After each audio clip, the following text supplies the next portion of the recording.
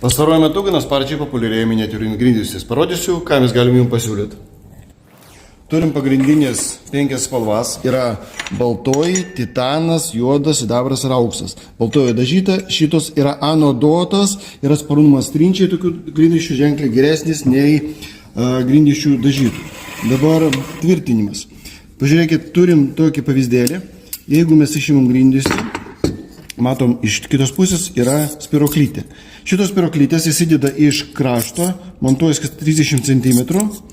Ir dabar parodysiu, kaip jinai susimontuoja.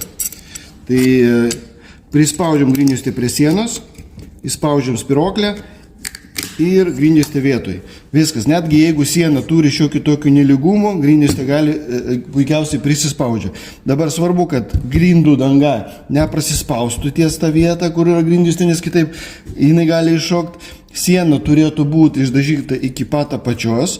Ir dabar parodysiu pagrindinius modeliukus. Tai yra šitas populiariausias, jam užtenka standartinio tarpo apie centimetrą.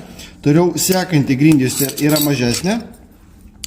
Jei tarpelių reikėtų apie pusę centimetrą, mato, čia jau per daug, ir klijuojama prie neslankiančių klijuotų dangų.